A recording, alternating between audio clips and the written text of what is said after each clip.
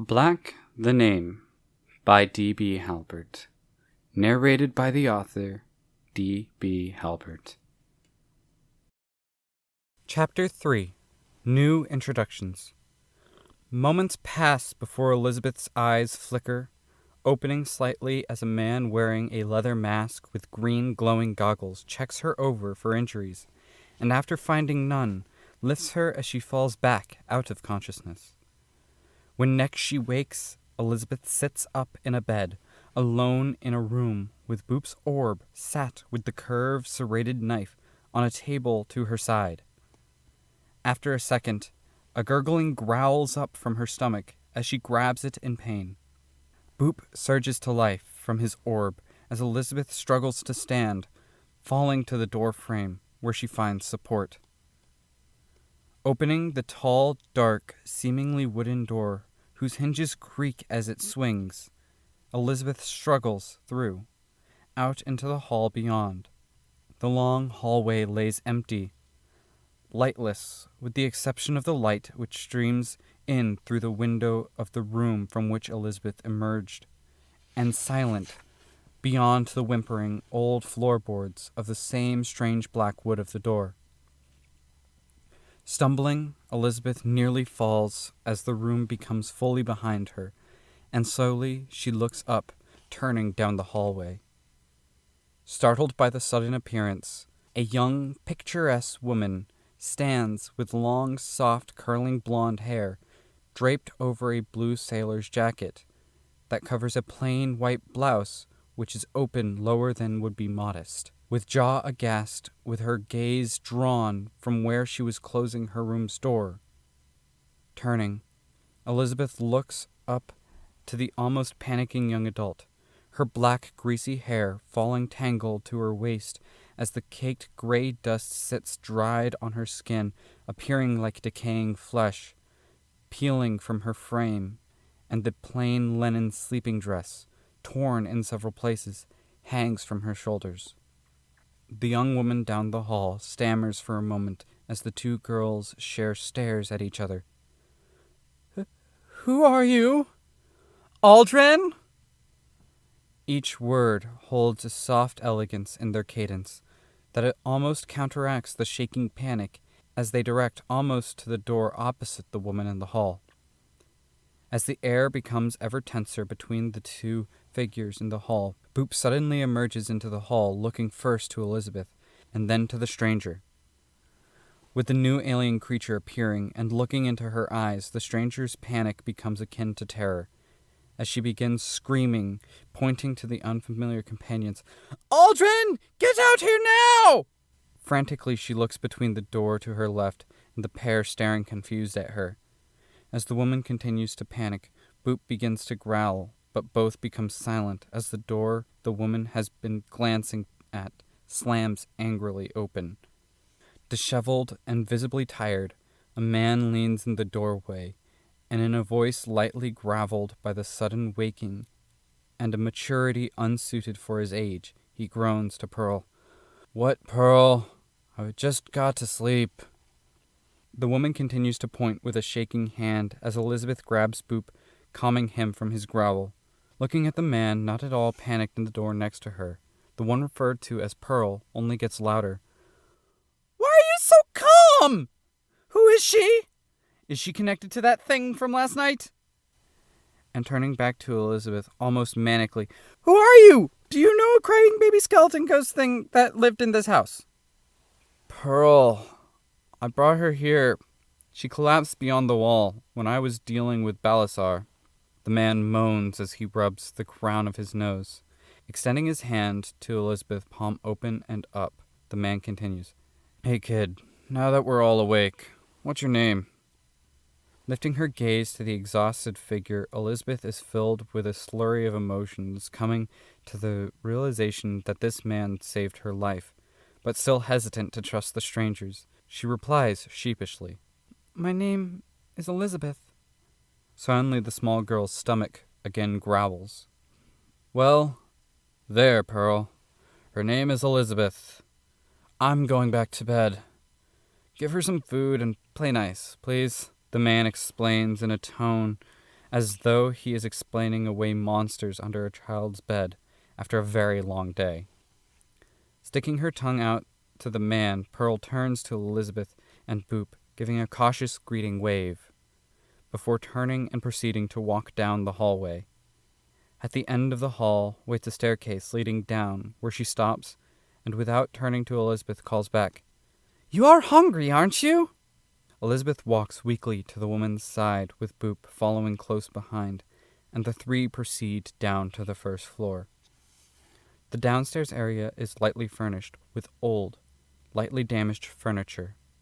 The front entrance sits locked, straight from the base of the double-back staircase. To the side of the door are open areas that extend to the back of the building. A layer of dust rests on everything but a moderately large dining table on which several bags lay, which Pearl immediately walks to upon stepping to the ground floor. From within one of the bags, Pearl withdraws a small bundle wrapped in cloth. The bundle quickly becomes airborne as she tosses it to Elizabeth, who in an uncoordinated fashion recoils from the projectile, allowing it to hit the floor. The bundle impacts the ground with a thud, causing it to splay open, revealing a small, stale hunk of bread, some cheese, and several slices of dried meat, all of which scatter across the floor at Elizabeth's feet. Too hungry to think with the sight of food, Elizabeth drops to her knees and begins ravenously munching on one of the pieces of meat. With an inquisitive look, Pearl examines the scattered food, and Elizabeth, as the small child grabs the hunk of bread before dropping to her knees to help gather the food strewn around the young stranger, explaining in jest with a chuckle, "You were supposed to catch it." Elizabeth looks up to Pearl's soft, gentle face, and holding down a want to tear up at the sudden nicety shown to her, faintly mutters, "Thank you." Pearl looks at Elizabeth, whose gaze instantaneously drops back to the ground and the food in her hand, with a sudden surprise to the utterance of gratitude, but fixing her golden blonde hair by drawing a lock that fell into her face back behind her ear, her expression rests into a tender, caring smile. Pearl's voice shifts from the flippant hesitant that it had held to one far gentler, one even more naturally melodious than the one that uttered forth while she was uneasy of Elizabeth's presence. "Now then, I bet you're starving if it caused you to collapse last night, but you don't need to eat off the floor. Let's clean this up and sit you at the table." As the two go about gathering the fragments of food, Boop happens to float just into Pearl's view once more, having avoided it for some time. Still not used to the floating orb's presence, Pearl is startled, jumping and dropping the scraps she had gathered before turning to Elizabeth, who sticks another piece of dried meat into her mouth and asks, "So, who's your friend, Elizabeth?" Quickly swallowing her mouthful of meat and cheese, Elizabeth turns to Pearl and Boop, who at the moment have begun a stare-off, responding, "That's Boop." To which the floating orb exclaims in a sound almost identical to Elizabeth's voice, "Boop," sending a startled Pearl stumbling away, blinking rapidly. Resetting herself, sitting up on her knees and pointing at Boop, who tilts to the side with the attention, Pearl continues to question Elizabeth. "And what exactly is he?" "I don't know. Just appeared in my dreams one night," Elizabeth responds, taking another bite of bread. "Well, I wouldn't just go out around town with him. You'd get the wrong kind of attention that way," Pearl explains as she stands and turns to Elizabeth, and sitting at the table, she slides a water skin in the young girl's direction. "That stuff's really dry. You probably will want some water." At the mention of water, Elizabeth stands to grab the container, eagerly opening it and beginning to chug down the cool, crisp water within. Before Elizabeth can drink very much, Pearl reaches out, pulling the container away from her, exclaiming, "Don't drink so fast! You'll make yourself sick!" Elizabeth stops and stares softly up to Pearl for a second before looking down to where she retracts her hands, clenching into fists, mumbling, "Thank you." Pearl looks dumbfounded as Elizabeth expresses an apparent exuberant level of gratitude, misinterpreting it as gratitude for removing the water skin from her grasp. It is only a moment that passes for the thought to enter Pearl's mind as to give off the appearance of composure, immediately causing her to straighten her face to a stoic grin as she sits back in her chair. Reaching back into the bag, purposely not responding to Elizabeth, Pearl draws out an old, weathered, dark leather book and, flipping it open, begins to read silently to herself. In the same few moments, Elizabeth sits in one of the chairs on the opposite side of the table as Pearl. After several seconds, without any response from Pearl, Elizabeth glances up to see an apparent disinterest from Pearl, who instead reads, and reaching down to the food on the table, she returns to eating. The two sit quietly, keeping to themselves for several minutes, eating and reading, but the still is suddenly broken when a knock echoes from the front door. Pearl looks to the source of the sound with her brow raised, not seeing Elizabeth vanish from sight. As startled, she throws her arms between herself and the knocking. No sooner does the last knock ring from the old black wooden door does a growling eruption of barks roll from Boop aggressively for whoever has dared approach the house. A young man's voice calls in through the door over the sound of the barking. "Hello?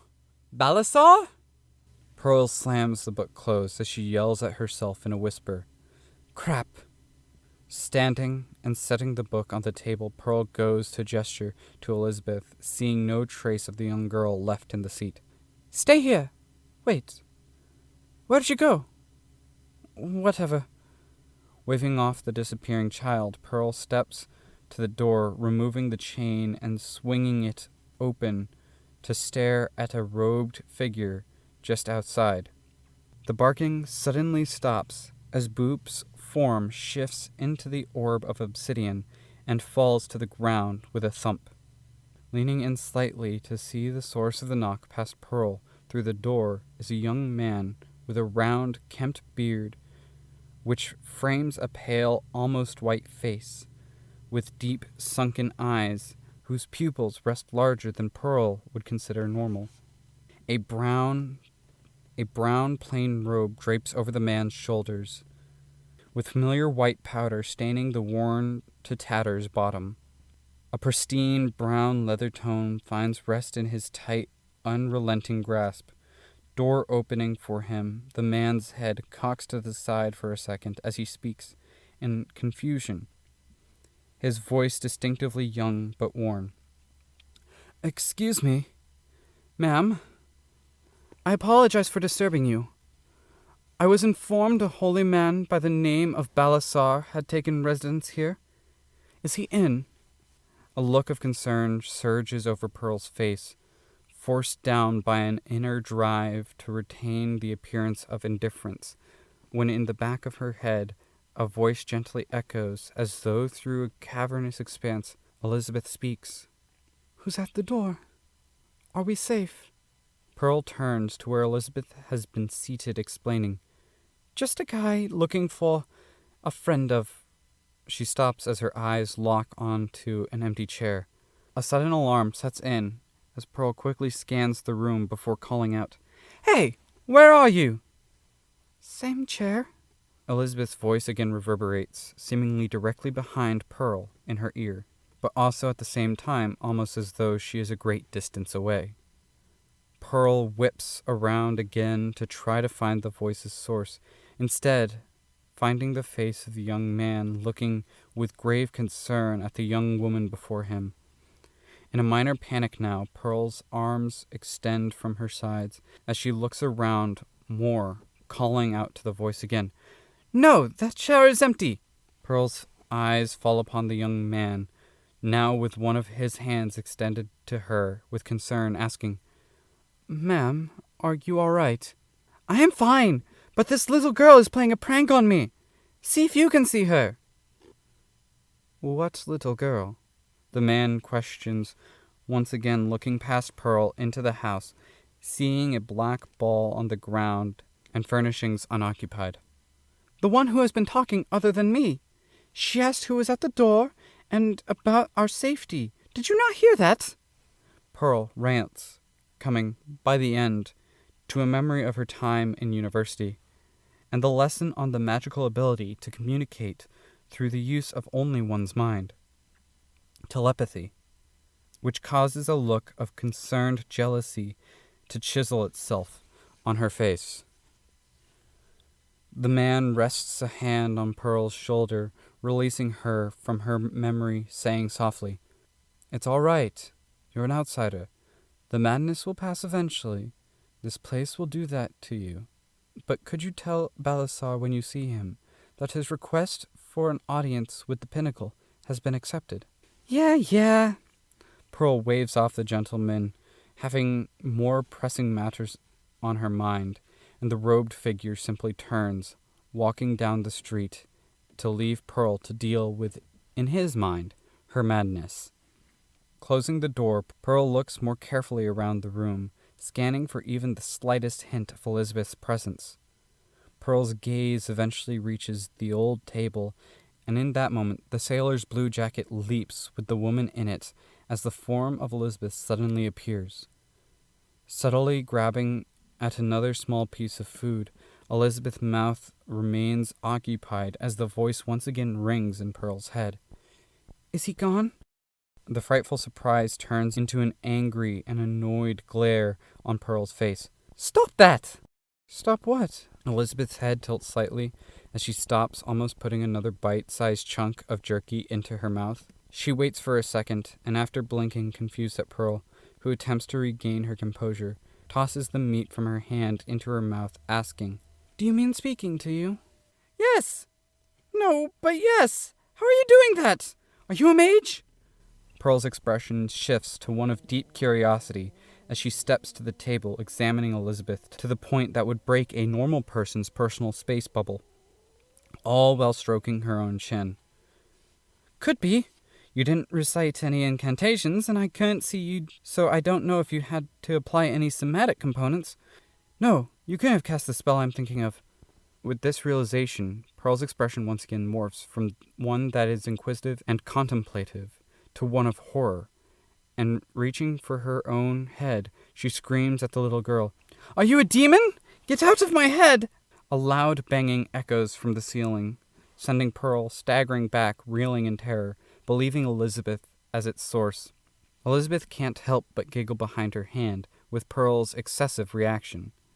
With her stepping close to him, Boop lifts from the floor, drifting gently up behind Pearl.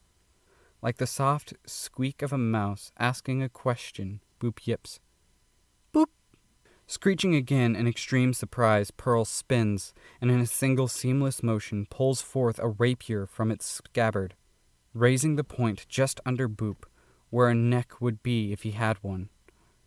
The fleshy orb swallows with a gulp, as all four fleshy eye stalks wrap down around his form, staring, along with his central eye, to the razor tip that glistens in the flicker of the blue-white light radiating in through the windows. A physical embodiment of Pearl's pent-up tension from this morning forms as a solitary bead of sweat that drips from her forehead, with heavy breaths that calm her nerves. With the grace of a dance, the blade returns to the confines of its leather casing. Pearl turns along with this sheathing motion of her blade to face Elizabeth, whipping Boop softly with her long golden waves of hair, throwing the scabbard back into the pile of equipment. Pearl's sapphire eyes fixate on Elizabeth's young pale white eyes that are filled with panic after seeing a blade drawn so quickly on Boop. Taking her seat, Pearl pinches the crown of her nose, explaining, "Okay, look. I think we may have gotten off on the wrong foot here." And extending a hand with a seemingly forced smile, she continues, "I won't bore you with the details. He wouldn't want me to anyways. But last night, our friend and traveling companion, Balasar, was killed by an evil skeleton demon baby monster. So you have to understand, seeing you this morning, not knowing Aldrin brought you here, was a bit unsettling." Elizabeth, not responding, hesitatively reaches out, shaking Pearl's hand, unsettled by the forced smile. Shaking Elizabeth's hand, Pearl's grin grows genuine as she introduces herself. The name is Pearl Surya, Captain Extraordinaire, and the dweeb who brought you here is Aldrin. Don't know his family name, but I don't think that matters. Father Bartholomew called me Elizabeth. Elizabeth responds in kind, also allowing a soft smile to form on her face. His black swan. Well, Lizzie, mind if I call you Lizzie? Pearl asks, leaning into the table. I would prefer if you didn't. Well, Elizabeth, mind talking with your mouth instead of your mind?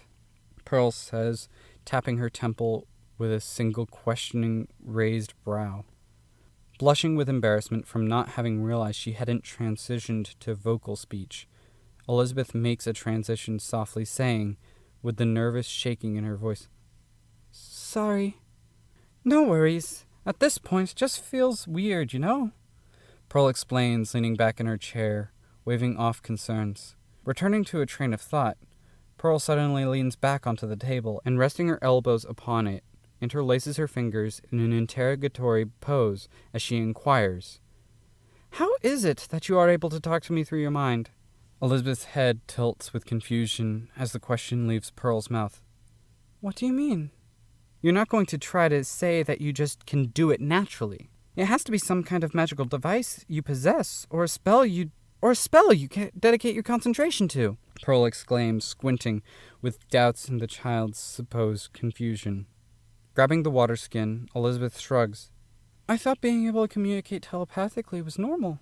Pearl slams her hand onto the table, getting a bit worked up from Elizabeth's honest ignorance, her voice elevating just slightly in volume. It is definitely not normal for someone to be able to speak with a mental link. I know of magic that can allow it, but it isn't easy enough to passingly forget about performing the rite. Really? I've always been able to speak with Boop mentally, but to be honest, I haven't tried to speak like that with a person before you. Actually, I was a bit surprised when you tried to respond to me. Pearl leaps from her seat, sending it falling back onto the floor with a crack, as she leaps from the table, grabbing the sides of a stunned Elizabeth's head. That's amazing! At will, no need to perform any magical rites, or even needing to concentrate your mind on it? What else can you do? With the sudden contact with Pearl's investigatory hands with her head, Elizabeth disappears from sight, but remains in contact with Pearl's grasp, being only invisible, but not intangible. The child speaks a squeal of surprise as Pearl's hands initially impact, before she stammers quietly, I don't know. Stuff like this just happens. Pearl releases Elizabeth, propping herself on her hands and knees on the tabletop with a pouting expression as she moans, Man, some people just get all of the luck. Mom had me in classes for years, and after all of that, I can't even light a candle without using a match, let alone turn invisible or communicate with others telepathically. And here's a person just barely over half my age who does it so effortlessly. Free from Pearl's grasp, Elizabeth relaxes her form, becoming once again visible. Hopping from the table, Pearl erects the chair and, turning back to Elizabeth, inquires, So, where's your next move to? Looking up to Pearl, Elizabeth is silent, having not thought about where she was going. After a second, Elizabeth responds, unsure, I don't know. Really? Well, where are you from? If you don't know where you are headed, might as well head home. I can never go home. Well then, I guess you will have to stay with us, Pearl says, turning to go up the stairs, not questioning the teen's desire to not return home. As Pearl goes to leave, her words continue to ring in Elizabeth's ears for another second, before the young girl drops her head, exclaiming, I can't accept your offer of companionship. Taking a step up the stairs, Pearl stops with Elizabeth's declining exclamation and begins laughing, stopping to sarcastically wipe away non-existent tears before responding. Still returning her gaze up the stairs, Pearl explains, You think it is an offer? You can't honestly believe that getting to know an oddball like yourself, I would leave you without knowing your next step is planned. I'm gonna go wake Sleeping Beauty. We need to go see what we can learn about this plane and this town. Elizabeth looks up astonished at Pearl's response, while the self-espoused captain walks up the stairs. When the tips of Pearl's hair and her trailing foot disappear up the staircase corridor, Elizabeth's mind wraps around something that had been said. In a burst panic, Elizabeth rushes to Pearl's side and, pulling on her sleeve, asks, "Wait, what plane are we on? I only know of the material, better known as the plane of mortals, the high heavens, known as the plane of the gods, and the hells, home of the devils. And where they are, this doesn't fit any of those. Balasar said something about it being the plane of undeath. Neither Aldrin nor I are from this plane, so we are looking to get back to the plane of mortals. Have any problem with that?" "No. As I said, I don't have a plan other than I don't go back to where I was before getting here. So guess not. I was just curious about where we were since I didn't know." Elizabeth smiles, shrugging. Returning the smile, Pearl swings open the door to Aldrin's room, shouting at the sleeping form in the bed, "Aldrin! We have an appointment at the Pinnacle. Get up, sleepyhead!" Aldrin rolls over, groaning angrily. "Pearl, I just got to sleep. Have you no mercy?" Pearl proudly plants her fist on her hip as she responds, "Nope. Now get up. I told little Lizzie that we will be taking her with us, and you don't want to be keeping two ladies waiting on your laziness, do you?" Aldrin sits up to see Pearl, standing proudly commanding him as Elizabeth walks into the room. The room itself is no smaller than the other Elizabeth woke in, but still feels more cramped, with strange metal objects strewn across the room, including a standing metal frame that follows the contours of a bipedal body, which appears less like armor and more like a full-body skeletal brace of some kind. Reaching out to touch a small box on the chest of the contraption, Elizabeth jumps as Aldrin speaks in a growling, recently awakened voice. "Don't touch that if you want to keep your finger." Pearl turns to look at Elizabeth, and turning back to look at Aldrin with a curling evil grin, slinks in the suit's direction. Aldrin puts his head down into his hands as he rubs his eyes in an attempt to wake himself up. Slowly rising up next to Elizabeth, Pearl's eyes diabolically beam at the metal structure, and with a slow pointed finger she pushes gently onto the box on the chest. The minuscule amount of pressure applied would hardly ruffle a feather, but somehow it causes the entirety of the suit to collapse in on itself, forming a small pile on the floor. Pearl freezes as the glare from Aldrin seemingly pierces the back of her head. Pearl turns her head slowly to Elizabeth, nervously explaining, "I think we should let Aldrin get ready to go. Run!" With that exclamation, Pearl's hand fastens onto Elizabeth's wrist, pulling the young person's form forcefully out through the door. Boop lifts up, nearly colliding with the ceiling, as the two girls burst from the room, having only lazily followed them, just turning the corner to face the room at that instant. The door slams with a loud crack as Aldrin yells out from behind the cold barrier, "I sometimes don't understand why I've had to put up with you thus far, Pearl." "It'll be fine. I know it won't take you long to put it back together, so hurry up, sleepyhead. We need to go." Pearl calls back to the door, turning to Elizabeth.